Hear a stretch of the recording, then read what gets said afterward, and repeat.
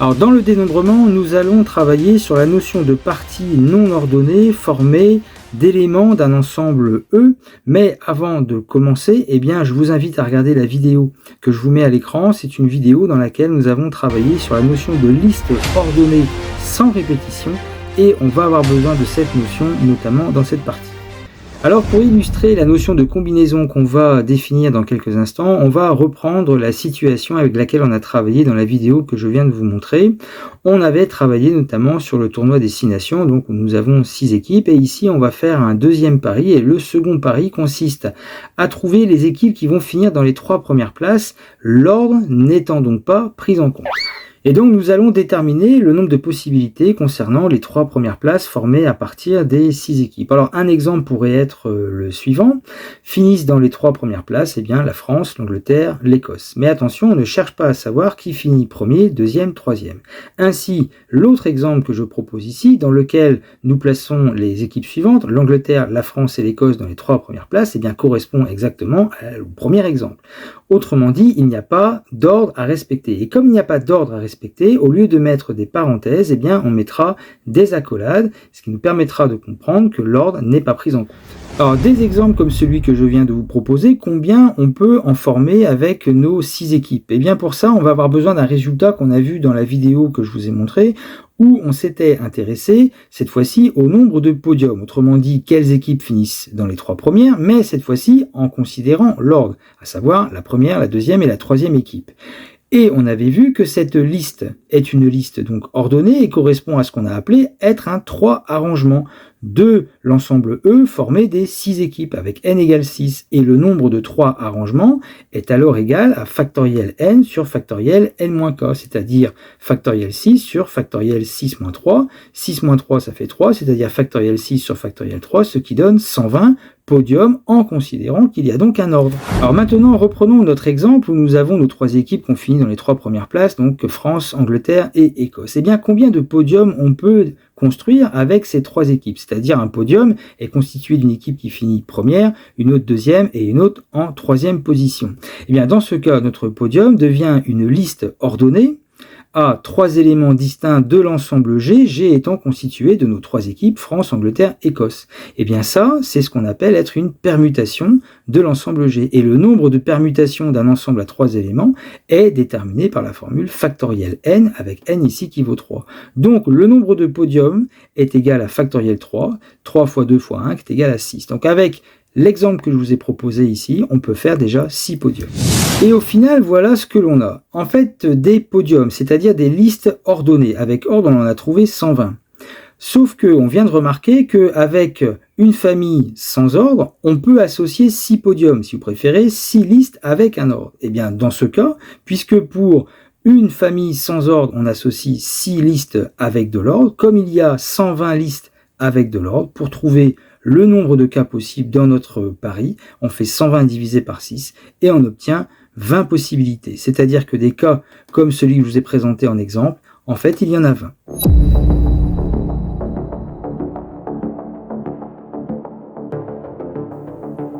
Alors en termes de vocabulaire, on va retrouver notre ensemble E formé donc par les 6 équipes et cette fois-ci un exemple de pari noté donc entre accolade Angleterre, Irlande et France n'est plus une liste ordonnée mais une partie à 3 éléments choisis parmi les 6 éléments de E. Et donc cet exemple Angleterre, Irlande, France est appelé aussi une combinaison de 3 éléments parmi les éléments de E et surtout il n'y a plus d'ordre.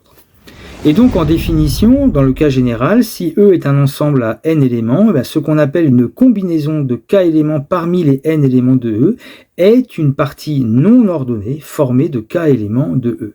Et le nombre de combinaisons à k éléments parmi n est appelé coefficient binomial et se note de la manière suivante, entre parenthèses on met le k en bas et le n au-dessus, et se lit k parmi n.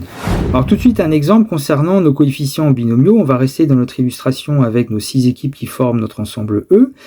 À quoi correspond 1 parmi 6, c'est-à-dire k parmi n, ça signifie le nombre de parties à un élément parmi les 6, c'est-à-dire le nombre de parties où vous allez mettre une seule équipe choisie parmi les 6 équipes. Les parties en question sont les suivantes, vous aurez la partie, vous aurez que l'équipe d'Angleterre, la partie vous avez la France, et puis ainsi de suite, la partie vous avez l'Italie, l'Écosse, l'Irlande Pays de Galles. Autrement dit, vous en avez 6. Donc 1 parmi 6 est égal à 6. Maintenant, 6 parmi 6. 6 parmi 6, ça veut dire que vous allez compter le nombre de parties, vous allez mettre 6 éléments choisis parmi les 6. Autrement dit, vous les mettez tous dans une seule partie où vous aurez les 6 équipes. Donc 6 parmi 6 est égal à 1. Et enfin, toujours dans notre exemple, à quoi correspond 0 parmi 6 ? 0 parmi 6, c'est une partie où vous ne mettez aucun élément. Et en fait, il y a une seule partie qui contient aucun élément, c'est ce qu'on appelle en mathématiques l'ensemble vide. Autrement dit, on dira que 0 parmi 6 est égal à 1, puisqu'il y a une partie qui correspond donc à l'ensemble vide, qui contient aucun élément.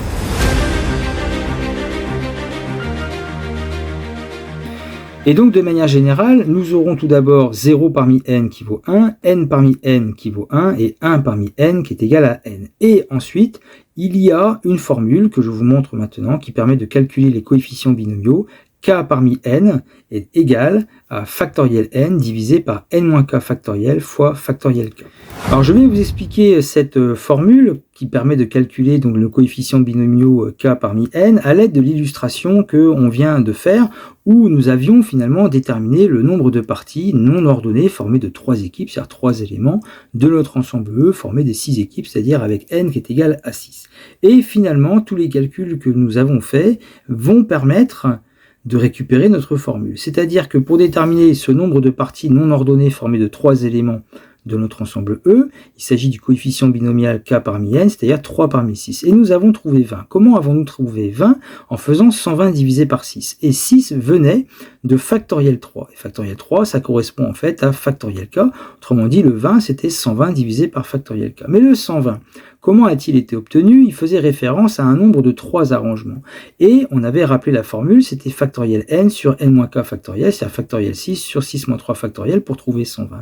Et donc au final, k parmi n, qui est égal à 20, a été trouvé en faisant 120 divisé par factoriel k. Ce 120 correspond au calcul factoriel n divisé par n-k factoriel, et le tout divisé par factoriel k. Oui, mais divisé par un nombre, c'est multiplié par l'inverse. Et donc on obtient factoriel n sur factoriel n-k multiplié par 1 sur k factoriel. Et ça peut s'écrire factoriel n divisé par n-k factoriel multiplié par factoriel k. Et donc, par rapport à notre illustration, pour calculer le coefficient binomial 3 parmi 6, en utilisant notre formule, on aura donc factoriel 6 divisé par factoriel 6 moins 3 fois factoriel 3. Alors 6 moins 3, ça fait 3. Donc nous avons factoriel 6 que j'ai écrit ici, 6 fois 5 fois 4 fois 3 fois 2 fois 1. Factoriel 3, c'est 3 fois 2 fois 1. Factoriel 3, c'est encore 3 fois 2 fois 1. On peut faire des simplifications et enfin, on obtient 20.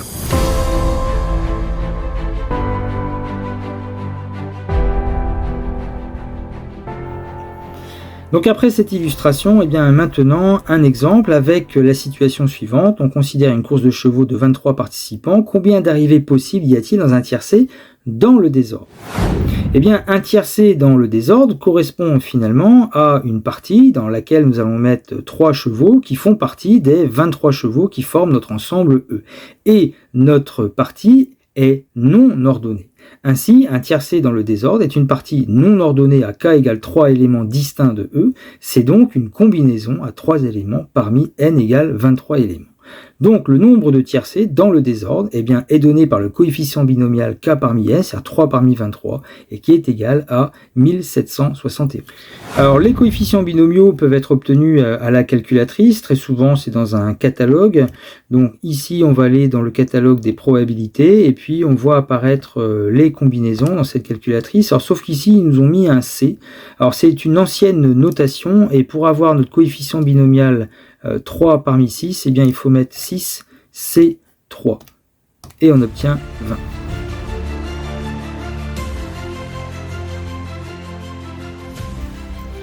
Alors ces coefficients binomiaux, on les avait rencontrés lorsqu'on avait travaillé sur la loi binomiale. Je vous mets d'ailleurs à l'écran la vidéo dans laquelle on avait vu la formule que j'ai réécrite ici et que vous voyez à l'écran, à savoir la probabilité de x égale k, où x est une variable aléatoire qui suit la loi binomiale de paramètre np. Et donc on avait vu cette formule p de x égale k parmi n fois p puissance k fois 1 moins p à la puissance n moins k. Et on avait défini les coefficients binomiaux k parmi n comme étant le nombre de chemins réalisant k succès sur n répétitions. Eh bien, on va voir maintenant pourquoi le nombre de chemins réalisant k succès sur n répétitions correspond bien aux coefficients binomiaux k parmi n tels qu'ils ont été définis dans cette partie. Alors je vais vous l'illustrer avec un exemple où n est égal à 5 et k est égal à 3. Donc n égale 5, on fait 5 répétitions de la même expérience où on a un succès ou un échec avec une probabilité P pour le succès, et on s'intéresse au chemin où on va avoir 3 succès sur les 5 répétitions. Alors nous nous intéressons donc au nombre de chemins qui vont réaliser 3 succès sur nos 5 répétitions. Alors j'ai construit un arbre mais incomplet où nous avons un chemin ici représenté en noir où nous avons bien 3 succès et 2 échecs que j'ai représentés ici à l'aide de la liste où nous avons donc nos 3 succès et nos 2 échecs. Un autre chemin nous conduirait par exemple à des positions différentes en fait de nos succès. On aurait par exemple S, S bar, S, S et S bar. Et en fait ce qu'on observe c'est que entre les deux chemins ce qui change c'est la position des succès parmi les 5 positions possibles. Dans notre premier chemin, les succès occupent les positions 1, 2, 4, alors que dans l'autre chemin, les succès occupent les positions 1, 3, 4. Et finalement, un chemin à 3 succès va être construit par le choix de 3 positions sur les 5 possibles. Ainsi, en notant les positions possibles, donc 1, 2, 3, 4, 5, eh bien un choix ou un chemin va correspondre alors à une combinaison de 3 éléments de l'ensemble E. Si vous préférez, on va choisir 3 positions sur les 5 possibles. Et donc le nombre de chemins correspond donc au coefficient binomial 3 parmi 5.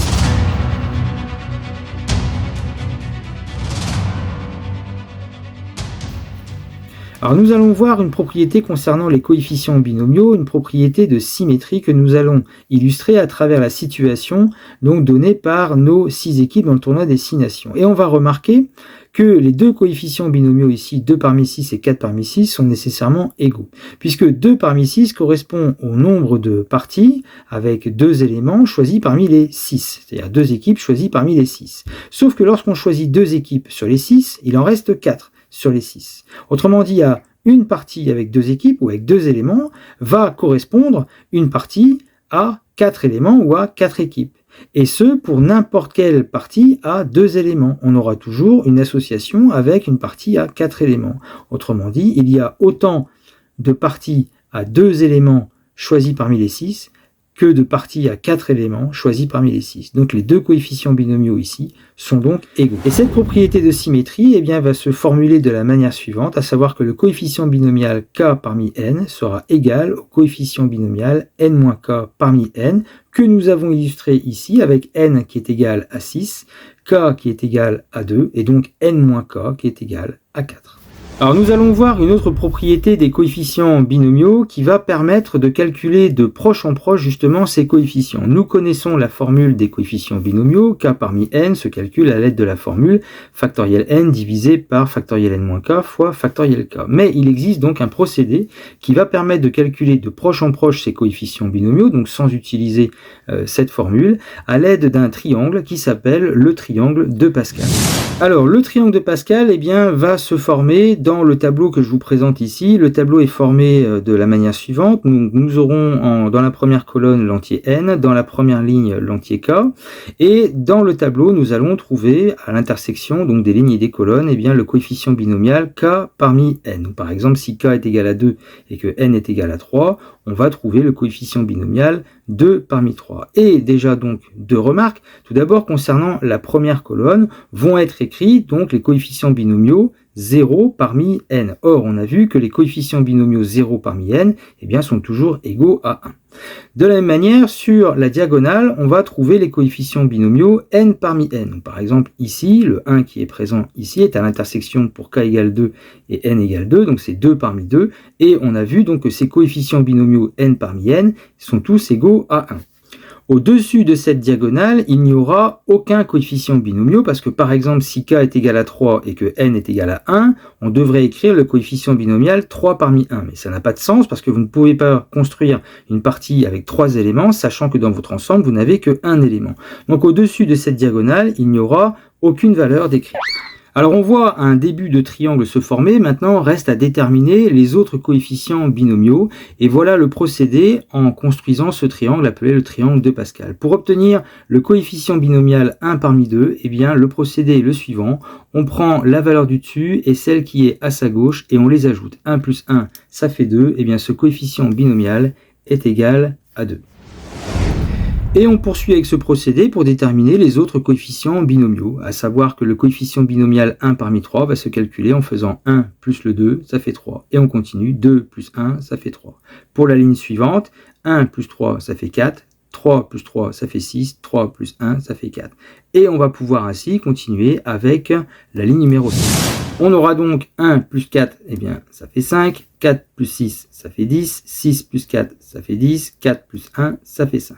Et voilà le procédé du triangle de Pascal. Donc avec ce procédé, nous avons pu déterminer le coefficient binomial 2 parmi 4 en disant que ce coefficient binomial est égal au coefficient binomial 2 parmi 3 plus le coefficient binomial 1 parmi 3, relation donc que je vous ai écrite ici à droite, et qui va se généraliser avec la relation qui permet donc de construire ce triangle de Pascal, et qui est la suivante. Coefficient binomial k plus 1 parmi n plus 1 est égal au coefficient binomial k parmi n plus le coefficient binomial k plus 1 parmi n. Et en appliquant cette relation avec n égale 3 et k égale 1, vous retrouvez 1 parmi 3 plus 2 parmi 3 qui est égal à 2 parmi 4. Relation donc que nous venons de observer dans le triangle de Pascal.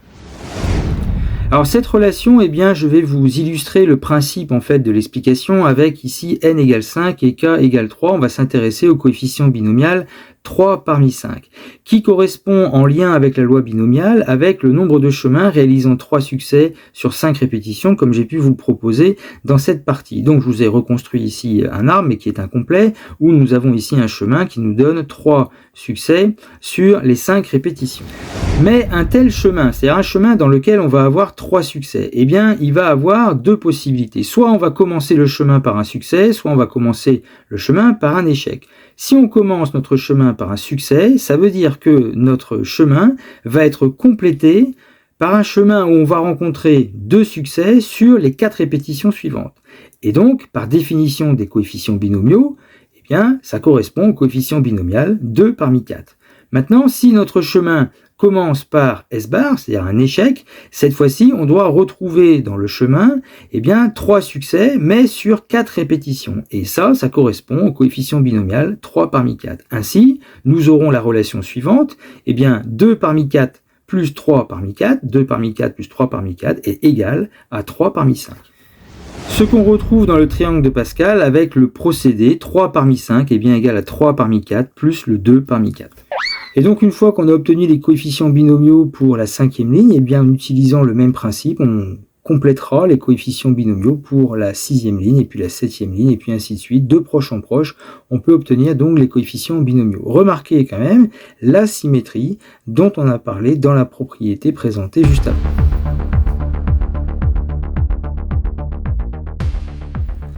Alors je vous propose l'exercice suivant avec 2 situations. La première, on dispose d'un jeu de 52 cartes, toutes différentes. Une main de 8 cartes est un ensemble de 8 cartes dont l'ordre n'importe pas. Combien de mains de 8 cartes peut-on alors former? Dans une deuxième question, pour l'anniversaire de Zoé, une plateforme de streaming lui offre 4 albums à choisir parmi une sélection qui en contient 9. Première question, combien de choix Zoé peut-elle réaliser? Deuxième question, l'album qu'elle voulait est proposé dans les 9. Combien de choix comportant cet album peut-elle alors réaliser? Donc vous pouvez faire pause sur la vidéo, vous essayez de le faire et vous avez la correction juste après. Alors pour la première question, on va noter l'ensemble des 52 cartes, donc n est égal à 52. Une main est composée de 8 cartes, mais dont l'ordre n'importe pas. Donc une main est une partie non ordonnée, de k égale 8 éléments distincts de E, c'est donc une combinaison, et le nombre de mains est donc 8 parmi 52, ce qui fait 752 538 150 possibilités. Pour la question suivante, cette fois-ci, dans notre sélection, nous devons retrouver un album donc qui est apprécié par Zoé. Reste à compléter cette sélection par 3 autres albums. Et donc finalement, cette partie va être complétée par une partie de 3 éléments parmi les 8 restants, puisqu'il y en a déjà un qui a été choisi. Et donc finalement, cela correspond à une combinaison de 3 éléments parmi 8. Le nombre est donc le coefficient binomial 3 parmi 8, ce qui fait 56. Et enfin, je vous propose l'exercice suivant. En première générale, un élève doit choisir 3 spécialités parmi les 12 proposées. Question, combien de triplettes possibles y a-t-il? Deuxième question, en terminale, les élèves doivent garder 2 des 3 spécialités choisies en première. Combien de possibilités s'offrent alors à Corentin, qui arrive en terminale pour choisir ses spécialités? Et après, dans une troisième question, un parcours est constitué d'une triplette de spécialités choisies en première et d'une doublette de ces spécialités conservées en terminale. Justifiez qu'il y a alors 660 parcours différents. Dans une autre question, Colline a choisi les mathématiques en première et en terminale. Combien de parcours correspondent à ce choix? Donc vous pouvez faire pause sur la vidéo, vous essayez de le faire et vous avez la correction juste après. Donc dans une première question, on demande de déterminer le nombre de triplettes. Les triplettes sont constituées à partir des spécialités, donc des 12 spécialités qui constituent notre ensemble E qui a donc n égale 12 éléments.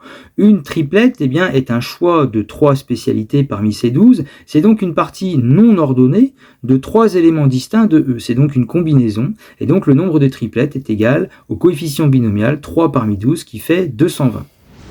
Dans la question numéro 2, nous avons Corentin qui a déjà 3 spécialités en première, que j'ai notées SP1, SP2 et SP3, et on demande alors quelles sont ces possibilités pour la classe de terminale où il faudra en garder que 2. Donc on va noter F ici l'ensemble de ces 3 spécialités, et une possibilité en terminale, c'est une partie non ordonnée de 2 éléments, puisqu'il faut en choisir 2 sur les 3, éléments distincts de cet ensemble F. Et donc le nombre de possibilités en terminale pour Corentin est donné par le coefficient binomial 2 parmi 3, c'est égal à 3. Alors dans la question 3a, ensuite on doit déterminer le nombre total de parcours pour un élève donc qui fera première et terminale. Comme on a vu à la question 1, on a déterminé que nous avons 220 parcours possibles en première. Et pour chaque parcours possible en première, on a déterminé 3 parcours possibles en terminale avec le coefficient binomial 2 parmi 3. C'était la situation présentée pour Corentin. Et donc au final, pour avoir toutes les possibilités première et terminale comprises, on va multiplier 220 par 3, ce qui nous fait 660. Dans la dernière question, nous devons déterminer le nombre de parcours possibles pour un élève ou une élève qui aurait choisi les mathématiques en première ainsi qu'en terminale. Concernant son parcours possible en première, sachant que les mathématiques sont déjà choisies, ça veut dire qu'on doit compléter ce parcours à l'aide de 2 spécialités, mais cette fois-ci parmi 11, puisqu'il y a déjà une qui a été choisie. Donc, on aura besoin du coefficient binomial 2 parmi 11, qui fait 55, pour déterminer le nombre de parcours possibles en première. Et donc pour un parcours de première, on aura le parcours de terminale qui sera constitué des mathématiques et d'une spécialité parmi les 2 qui auront été choisis en première. Ainsi, le parcours de terminale sera complété à l'aide d'une spécialité parmi les 2 qui avaient été choisis en première. Donc le nombre de possibilités en terminale est de 1 parmi 2 pour un parcours de première. Or, 1 parmi 2 est égal à 2. Comme nous avons 55 possibilités pour le parcours en première, 55 fois 2, ça nous fait 110. Et donc 110 possibilités pour les parcours de Colline.